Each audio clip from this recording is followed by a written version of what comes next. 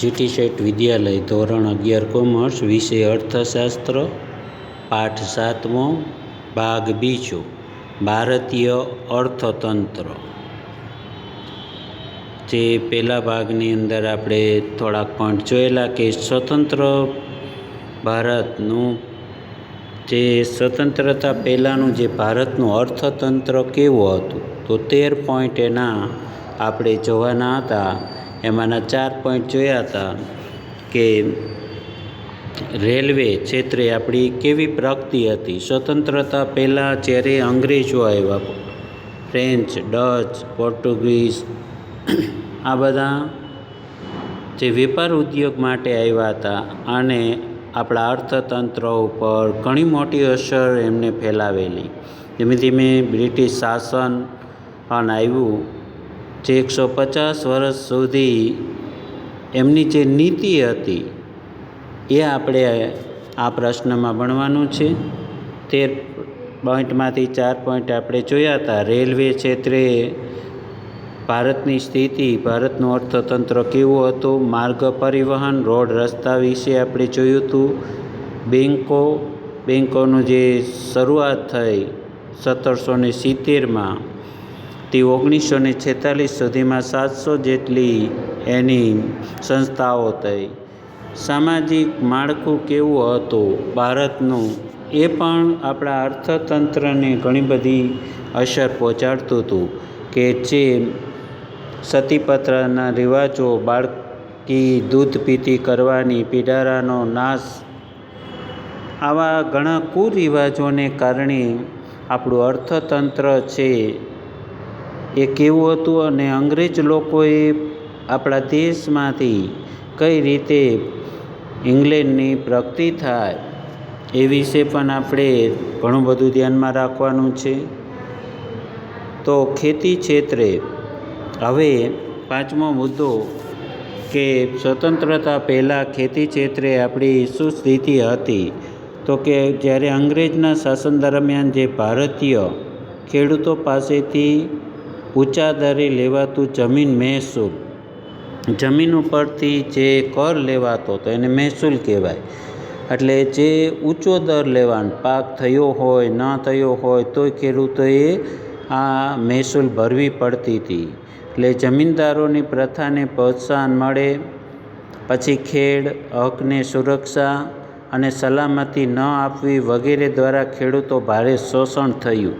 એટલે કે દુષ્કાળ પડ્યો હોય અથવા તો પાક નિષ્ફળ ગયો હોય કોઈ પણ કારણે, તો પણ એ મહેસૂલ ઊંચા દરની હોવાથી એ અંગ્રેજ શાસનમાં એ ભરવી પડતી હતી। એટલે જે એવી જમીનદાર પ્રથા હતી કે જેને કારણે જેની પાસે ઘણી બધી જમીનો હતી અને બાકીના જે મજૂરી કરતા હતા, એટલે ખેતરને કોઈ પ્રોત્સાહન ન આપે અને જમીનદારને ખાવા જેટલું થઈ જાય એટલે વધારે રસ ન રહે, એટલે ગરીબ રહે, ધનવાન રહે, આ પ્રથા ચાલુ હતી। એટલે જે ખેડ હકને સુરક્ષા નહીં, જે ખેડે જમીન એને પોતાની જમીન એવું કંઈ નહોતું, એટલે મોટા મોટા જમીનદારો હતા। આવી કોઈ પણ ખેતી ક્ષેત્રે આપણા 90% લોકો ખેતીમાં રોકાયેલા, એમાંથી જ એમને આર્થિક સ્થિતિ અને ભરણપોષણ થતું હતું। તો આવા અનેક પ્રશ્નને કારણે ખેડૂત ખેતી ક્યારે આગળ આવવા દીધી નહીં બ્રિટિશ સરકારે। એટલે બ્રિટિશ શાસનને કારણે ખેતીને ખેડૂતો એટલા બધા પાયમાલ થઈ ગયા એ કંગાળ અને ગરીબ જ રહ્યા। આ બ્રિટનની જે ઔદ્યોગિક ક્રાંતિ બાદ જે કાપડ ઉદ્યોગોમાં એક નવો ઉદ્યોગ ખુલ્યો, સૌપ્રથમ જે ગળી ઉદ્યોગ, કે જરૂરિયાતમાં જે ગળીની જે જરૂરિયાતમાં વધારો થયો તેની બ્રિટિશ સરકારે ગળીનું ઉત્પાદન કરાવ્યું, પરંતુ નિકાસ વધે તેવા પ્રયત્નો કર્યા અને પરંતુ ગળીનું ઉત્પાદન કરનાર ખેડૂતોને વાવેતર માટે ધિરાણ અપાતું નહોતું અને જો પાક નિષ્ફળ જાય ને તો ધિરાણ ભરપાઈ ન કરી શકે। આથી એ ખેડૂતો છે એ દેવાદાર બની જાય, દેવાદાર બને એટલે ખૂબ મોટું વ્યાજ ચૂકવવું પડે અને ક્યારેય એ ખેડૂત એટલે કહેવાય છે કે ખેડૂત છે એ દેવામાં જન્મે, દેવામાં જીવી અને દેવામાં મૃત્યુ પામે. એટલે ખેડૂત ક્યારેય એ ધનવાન થતો જ નહોતો.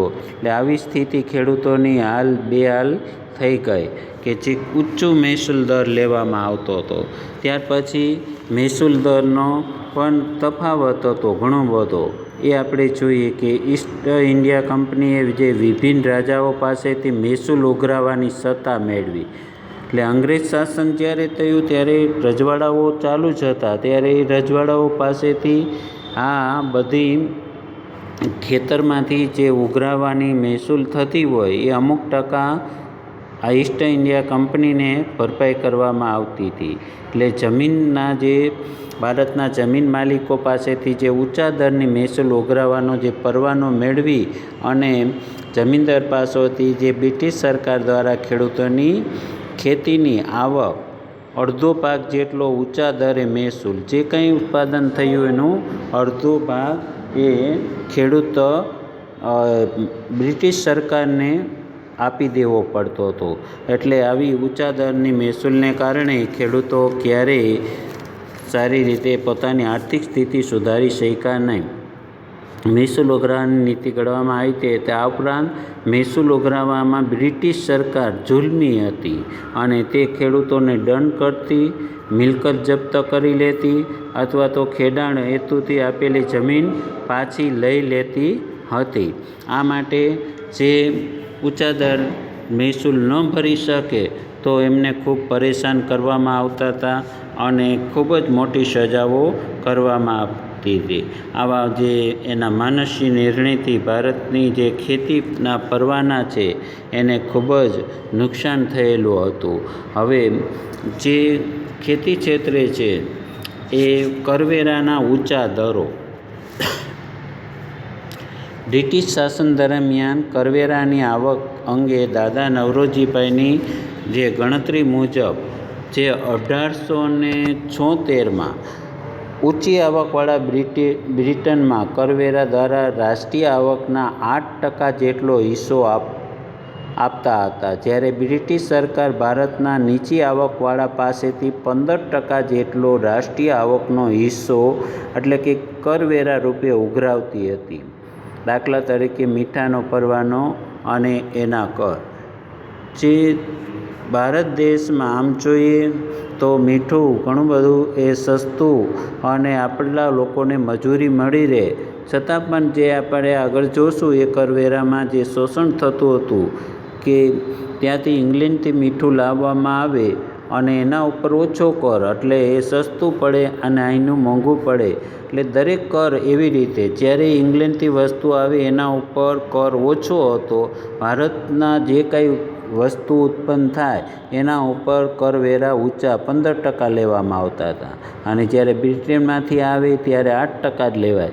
એટલે એમની વસ્તુ સસ્તી પડે અને સસ્તી પડે એટલે એમનો ઉદ્યોગોનો વિકાસ થાય. આપણા ઉદ્યોગો ધીમે ધીમે પડી ભાંગ્યા. એટલે આવી રીતે જે સુતરાઉ કાપડ છે કે અન્ય બીજી આપણા જે કાપડો ઉપર ખૂબ જ મોટી જકાત લેવામાં આવતી હતી. એટલે આપણા કારીગરોને એ મોંઘું પડે અને તેનું પણ વેચાણ બહુ ન થાય એવું જકાત વિવિધ દરો હતા.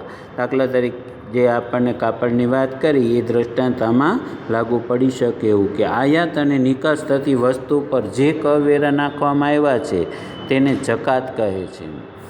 જે નિકાસ કરો તો પણ એ ઈસ્ટ ઇન્ડિયા કંપનીને કરવેરા ભરવા પડતા હતા અને આયાત કરો તો પણ એ કર ચૂકવવો પડતો હતો. એટલે ઈસ્ટ ઇન્ડિયા કંપનીએ મુઘલ બાદશાહ પાસેથી 1716માં સનદ એટલે કે પરવાનગી મેળવીને તે પ્રદેશ પૂરતી જકાતમાં માફી મેળવી હતી. તેનાથી વિરુદ્ધ જે ભારતીય વેપારીઓ છે એ ભારતીય વેપારીઓ વિવિધ પ્રદેશની જકાત ભરવી પડતી હતી. દાખલા તરીકે ભારતના જે સુતરાઉ કાપડની નિકાસ છે એના ઉપર 15% જકાત, જ્યારે બ્રિટનથી આવતું સુતરાઉ કાપડ હોય એનામાં ઉપર માત્ર 2.5% જ જકાત નાખવામાં આવતી હતી. એટલે આવી ભેદભાવ જકાત નીતિને કારણે ભારતનું સુતરાઉ કાપડ ઉદ્યોગો બરબાદ થઈ ગયો.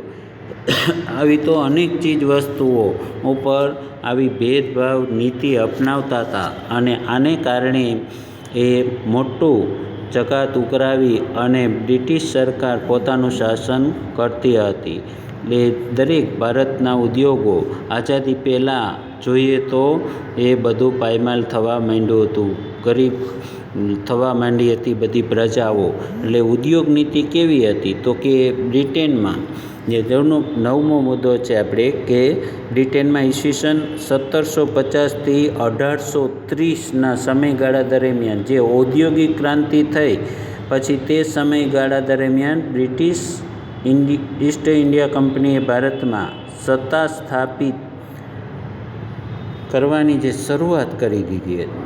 ત્યાં સુધી વેપાર માટે જ આવ્યા હતા અને વેપારનો વિકાસ થાય પોતે અહીંયા આમ કહીએ ને કે સોનાની ચીડિયા ભારત હતું.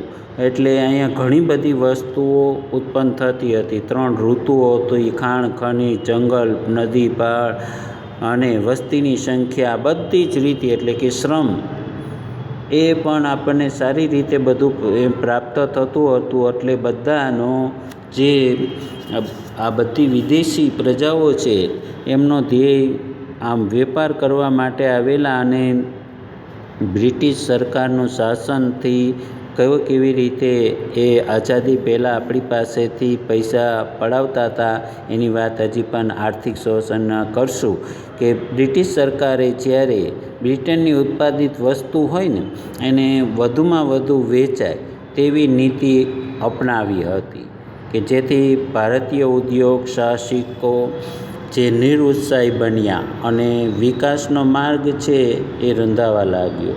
એટલે આગળ વધવાને બદલે પડતી થવા માંડી જેથી ભારતીય ઉદ્યોગો પડી ભાંગ્યા. આવી દશા ભારત લોકોને થઈ કે પોતાનું જે કંઈ વસ્તુ આવે અને જ્યારે ઉદ્યોગોની ક્રાંતિ થઈ, નવા ઉદ્યોગો પ્રોજેક્ટો સ્થપાવવા માંડ્યા ત્યારે આ રીતે ઘણું બધું ભારતના લોકોને નુકસાન પહોંચ્યું હતું. હવે આર્થિક શોષણ કરતા હતા કઈ રીતે તો બહુ મને સમજાઈ જાય એવી વાત છે કે બ્રિટિશ અર્થતંત્રને દ્રઢ કરવાના આશયથી ઈસ્ટ ઇન્ડિયા કંપનીએ બ્રિટિશ સરકારે એવા પ્રકારની જે એની વ્યૂહરચનાઓ કરી હતી કે અપનાવીને જેના દ્વારા માત્ર બ્રિટિશ અર્થતંત્રને જ લાભ થાય. કોઈપણ કાયદો ઘડે, કોઈપણ નિયમો કરે તો એ બ્રિટિશ સરકારને ફાયદો થાય એવો જ. એટલે આર્થિક રીતે આપણું જે શોષણ થતું હતું તેઓમાં ખાસ કરીને એવી વેપાર નીતિ અપનાવી કે જેના દ્વારા ભારતીય સાધનોનો મહત્તમ ઉપયોગ કરી અને બ્રિટનના ઉદ્યોગોનો વિકાસ થાય. આપણો કાચો માલ છે, મજૂરી છે એ આપણા લોકોનો મહત્તમ ઉપયોગ કરે અને જે કંઈ નવી પ્રોડક્ટ બને એ પોતે બ્રિટનની અંદર અથવા તો વિદેશની અંદર એ નિકાસ કરી શકતા હતા. એટલે આપણા લોકોને ઘણું બધું શોષણ થતું હતું. હવે જે હસ્તકલા કારીગીરીનું શોષણ જે 11મો પોઈન્ટ છે એ જોઈએ કે આપણા વિવિધ હસ્તકલા વસ્તુઓના વેચાણ દ્વારા ઈસ્ટ ઇન્ડિયા કંપની છે એ ભારે આવક ઊભી કરવા ઈચ્છતી હતી કે જેથી તેણે આંતરિક વેપારમાં ઇજારાનો લાભ લઈ અને હસ્તકલાના કારીગરો પાસેથી બજાર કિંમત કરતાં 15થી 40% જેટલી ઓછી કિંમતે એ વસ્તુ ખરીદી લેતા હતા. અને જો કારીગરો પોતાની વસ્તુ નીચા ભાવે આપવાની ના કહે અને જો એ વસ્તુ ન આપે તો એમને ખૂબ જ હેરાન કરતા હતા. એટલે કે ઓછી કિંમતે વસ્તુ લેતા હતા અને જો કારીગરો પોતાની વસ્તુ નીચા ભાવે આપવામાં આનાકાની કરતા તો તેવા ઉપર અંગ્રેજો દ્વારા શારીરિક જે જુલમ કરવામાં આવતા હતા એ ખૂબ જ. એટલે આવી હસ્તકલા કારીગરીની ઓછા ભાવે કિંમતે લઈ અને પોતાના દેશની અંદર એ નિકાસ કરી દેતા હતા. એટલે આવી રીતે શોષણ થતું હતું બધા કારીગરોનું. પછી મૂડીરોકાણનો પ્રવાહ એ પણ જો આપણે જોઈએ તો બ્રિટિશ શાસન દ્વારા જે ભારતની અને બ્રિટન બંનેની મૂડી જે રોકાણ કરવામાં આવતું હતું એ મૂડીરોકાણથી જે ભારત પર અંગ્રેજોનું સામ્રાજ્ય કાયમ રહે અને બ્રિટિશ અર્થતંત્રને તેનો જે સગડો એટલે કે બધો જ લાભ મળે તેવું પ્રયોજન કરવામાં આવતું. પૈસા આપણા અને બ્રિટિશ સરકાર બંનેને પૈસાથી જે મૂડીનું રોકાણ થાય એમાંથી ઉદ્યોગોની સ્થાપના થાય, કોઈ નવો પ્રોજેક્ટ કે ઉદ્યોગ બનાવવામાં આવે અથવા રેલવે અને રોડ રસ્તામાં જે વિકાસ કર્યો તો એને લાભ થાય, એની સરકારને લાભ થાય, એવા જ બધા પ્રોજેક્ટો એ ઊભા કરતા હતા. એટલે આવો બધો સઘળો લાભ મળે તેવું પ્રયોજન કરવામાં. દાખલા તરીકે રસ્તા હોય, રેલવે હોય, એના પાછળ થયેલું જંગી મૂડી રોકાણ હતું. ભારતના પૈસા અને અંગ્રેજોના બંનેના મિશ્રણ કરી રસ્તા ને રેલવેમાં ખૂબ પૈસા વાપર્યા. તો આનાથી બ્રિટિશ સરકારને લાભ થયો કે આ મૂડી રોકાણ પાછળ મુખ્ય એમનો હેતુ એ હતો કે બ્રિટનમાં કાચા માલની આયાતને લઈ આવાય ભારતની અંદરથી અને લઈ જવામાં સરળતા રહે. ત્યાર પછી ભારતમાં તૈયાર વસ્તુની નિકાસ અને લશ્કરની હેરફેર અનુકૂળ રહે તેવા રસ્તાઓ અને રેલવે રૂટ તૈયાર કરવામાં આવ્યા. ત્યાર પછી જે એમને કારકુન અભ્યાસક્રમ પણ એવો જ આપવામાં આવ્યો કે બ્રિટિશ શાસન પાછળ શિક્ષણ પાછળ પણ મૂડી રોકાણ કર્યું અને બ્રિટિશ સરકારને જે અનુકૂળ એવા કારકુનો મળી રહે ને તેવું શિક્ષણ અપાતું હતું. એટલે મૂડીરોકાણના ખર્ચમાં વધારો આવ્યો અને તમામ મૂડીરોકાણ ખર્ચને ઊંચા દરે જે વ્યાજ દરે બ્રિટિશમાંથી મૂડી લાવીને જે ગોઠવણ કરવામાં આવતી તેનો સમગ્ર બોજ ભારતના માથે એ લાદવામાં આવ્યો. એટલે એને ઉપયોગી થાય એવું જ બધું એ અનુકૂળ કરતા હતા. એટલે બ્રિટિશ શાસનમાં જે શિક્ષણ પાછળ જે મૂડીરોકાણ હતું એવા કારકુનો એને મળી રહે એવું શિક્ષણ એને આપવામાં આવતું હતું. એટલે એની જરૂરિયાત પ્રમાણે એ આપણો બધો લાભ લેતા હતા. હવે જે છેલ્લો 13મો પોઈન્ટ કે વિવિધ ભરણાનો બોજ છે. જુદી જુદી રીતે આ સરકાર ગમે તેમ કરીને આપણા અર્થતંત્રને ભાંગી નાખવા એ માગતી હતી. એટલા માટે એ લોકો શાસન એ કરે અને આપણા જે રાજા રજવાડા પાસેથી જે ચાર્જ લેવામાં આવતો હતો એના માટેની વાત છે કે ભારત બ્રિટિશ હુકુમતના વહીવટનો ચાર્જ પણ ચૂકવવો પડતો હતો. એનું રક્ષણ માટે જે જે બ્રિટિશ લશ્કર હોય એને બધો પગારને નિભાવવા માટે એ હોમ ચાર્જીસ એટલે કે જે ભરણા તરીકે ઓળખાતો હતો. એટલે આ બધું આપણું રક્ષણ કરે અથવા તો એ આ શાસન ચલાવવા માટેનો વહીવટનો ચાર્જ આવા રાજા રજવાડાઓ પાસેથી બ્રિટિશ સરકાર એ લેતી હતી. એટલે ભારતે બ્રિટિશરોને આવી કેટલીક ચૂકવણી કરવી પડતી હતી. જેમ કે બ્રિટિશ અધિકારીઓનો પગાર છે એ ભારતને રાજાઓએ ચૂકવવા પડતા હતા. એના પેન્શન, એના ભથ્થાઓ, લશ્કરનું ખર્ચ, આવું જે દેવા પર વ્યાજની જે ચૂકવણી છે એ વગેરેનો સમાવેશ થતો.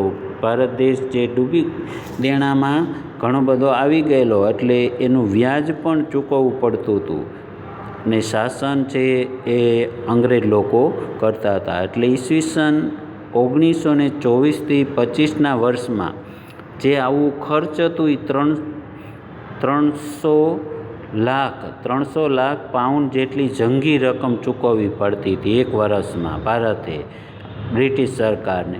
તો છેલ્લે જે ઈસવીસન 1945માં આ ખર્ચ ક્યાં પહોંચ્યું તો કે 1350 લાખ પાઉન્ડ એ ખર્ચ થવા પામ્યો હતો. ભારતના ગરીબ અને બ્રિટન તે ધનવાન બની રહ્યું હતું અને ભારત છે એ ગરીબ બનતો જતો હતો. ત્યારે બ્રિટિશ સરકાર છે એ આવી આવકો મેળવી અને પૈસાદાર થતી હતી. હવે જોઈએ છેલ્લે કે 15મી ઓગસ્ટ 1947ના રોજ જે અંગ્રેજો ભારત છોડીને જ્યારે ગયા ત્યારે ભારતના ખેતી, ઉદ્યોગ અને વેપાર, ભારતનો મુખ્ય વ્યવસાય ખેતી, પછી એ ઉદ્યોગોની શરૂઆત થઈ હતી અને વેપાર વગેરેની ભાડે કંગાળ સ્થિતિ થવા પામી હતી. એટલે આપણે ઘણા બધા આવા શોષણને કારણે જે 150 વર્ષના ગાળામાં દેશની જે માથાદીઠ આવક ઘટવા પામી હતી અને ભારતીય અર્થતંત્ર જે ઇંગ્લેન્ડ કરતાં સમૃદ્ધ હતું અને બ્રિટિશ શાસન શોષણને કારણે આપણે જે ઇંગ્લેન્ડની સરખામણીએ ખૂબ જ ગરીબ બની ગયા હતા. આવું આપણું આઝાદી પહેલાંનું, સ્વતંત્રતા પહેલાંનું આપણું એ અર્થતંત્ર હતું. એટલે 13 પોઈન્ટ તમારે યાદ રાખવાના છે મોટા પ્રશ્ન તરીકે. હવે પછી સ્વતંત્ર પછી ભારતનું અર્થતંત્ર કેવું છે આજ દિવસ સુધી, એના 8 પોઈન્ટ ભણવાના છે. એમાં માથાદીઠ આવકમાં વધારો થયો, પહેલાં કેવી હતી એની સરખામણી કરતા જશું તો જ આપણે એ આંકડાકીય માહિતી આમાં વધારે છે કે સ્વતંત્રતા પછીનું ભારતનું અર્થતંત્ર કેવું, ખેતી કેવી, ઉદ્યોગ, સેવા ક્ષેત્ર, પછી વસ્તી, ગરીબી, બેકારી, માનવ વિકાસ, આવા 8 પોઈન્ટ આપણે ભણવાના છે કે જે આઝાદી પહેલાં કેવી સ્થિતિ અને અત્યારે કેવી હતી. તો સેવા ક્ષેત્રમાં નોકરીની જે આવે છે વસ્તુ એ આપણે બધા આંકડાકીય માહિતી દરેકમાં જોશું તો વધારે સમજાશે. પછી વિકાસમાન ભારતીય અર્થતંત્રના લક્ષણો, એની પણ આપણે વિગતે વાત કરીશું. એટલે આ પ્રશ્ન તૈયાર કરજો સારી રીતે. 12મા ધોરણમાં આમાંથી ઘણું બધું ઉપયોગી બનશે અને એવી ટૂંક નોંધ લખવામાં તમને આ બધું કામમાં આવશે. દાખલા તરીકે રેલવે હોય, ખેતી હોય, કોઈ પણ એક વિષય ટૂંકું નોંધ પૂછાય તો આપણે 2 કે 3 માર્ક માટે આવા આંકડાકીય માહિતી હોય તો આપણે સારી રીતે એને સચોટ લખીએ તો ગણિત જેવું કામકાજ થઈ જાય. એટલે વાંચતા રહેજો, વેકેશનમાં લખજો અને સારી રીતે તૈયારી કરજો 2 વિષયની.